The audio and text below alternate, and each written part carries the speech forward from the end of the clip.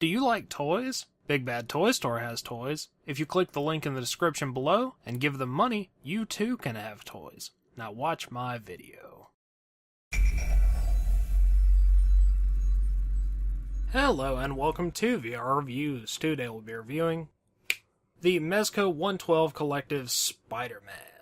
So yes, here we have Spider-Man, and I wasn't really sure what I was going to think of this figure whenever I got it. I had been looking for a sort of 112 scale premium kind of Spider-Man figure, and I decided to take a chance and go with this one.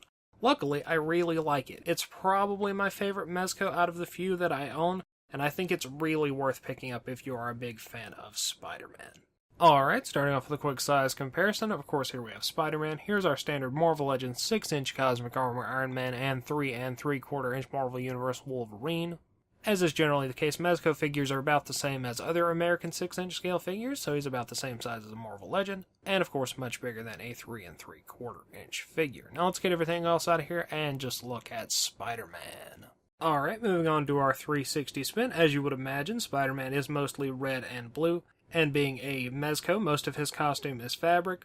The blue part is pretty standard spandexy kind of stuff, and then the red part is a sort of coating over that with the black lines on it. I don't know exactly what it is, but it's like a rubberier kind of version of the same material that the blue is. All of the line work and the spider logos look really nice and are cleanly done. His gloves and boots are plastic parts, and they have the line work sculpted nicely on there. On camera, the parts where the red of the costume meets the red of the plastic, it looks a bit disjointed, but it looks a lot better in person, and it's not even that bad on camera, I don't think, but it is something to take into consideration. And one last little detail that you wouldn't normally be able to see is he's got all these weird, like, little textures and stuff on the bottom of his shoes, like he has weird sneakers. I guess that's cool if that's something you're into. It's probably not anything you're ever going to normally see, but you're probably more likely to see it with Spider-Man than other characters, I guess. Head sculpt wise, Spider-Man comes with 2 heads. Of course, the base of his mask is red, and it's got all the lines sculpted on it and painted black. His eyes are sculpted, and then the actual whites of the eyes are like clear lenses over the white surface, so they have a cool effect to them. I kind of dig that. And all that detail is going to be the same for both heads. This head has larger eyes and is my preferred design. And then your alternate head is like the first appearance Spider-Man, where he has the thinner eyes, and I'm sure some other people have drawn him like that as well. Either way, you can choose to use whichever one of those you want, as they are both executed fairly well.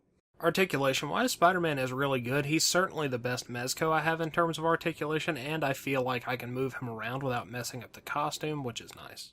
He's got a double ball peg in the head, so you get really nice head movement. Ball peg in the neck, which moves around a bit. Shoulders go in and out, forward and back. Bicep cut. Double joint elbows. Wrist hinge and rotation. He has a ball peg in the chest and waist, so you get some pretty nice body movement. Hips go in and out, forward and back. Thigh cut. Double jointed knees. And you get hinge, pivoting, and rotation in the ankles. So you should be able to get him into plenty of nice Spider-Man poses. Accessories-wise, Spider-Man comes with a reasonable amount of things. He has 4 sets of hands. He has 2 fist hands, 2 web-holding hands, 2 thwipping hands, and 2 wall-crawling hands, but his wall-crawling hands are asymmetrical for whatever reason. Then he has 4 bits of web that attach to his wrist peg.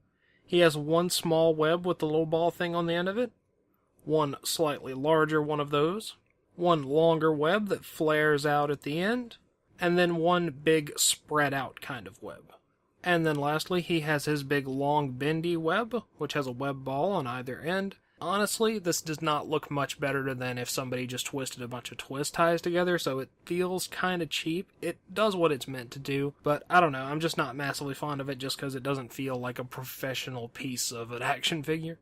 Then you get your standard 3-jointed Mezco arm stand with a base that has the Spider-Man logo on it. And something a bit more Spider-Man specific, you get a waist clip that has a magnet on the back of it, so you can stick him to walls for wall crawling and stuff like that.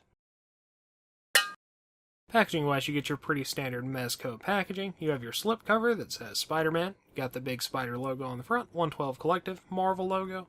And on the back you get a picture of the figure, all of his accessories, and some poses. And if you take the slipcover off, you pretty much just have a plain black box with a big window. As usual, if you take the slipcover off, these are good for in or out of package display, and that about wraps it up for Spider-Man. So until next time, goodbye!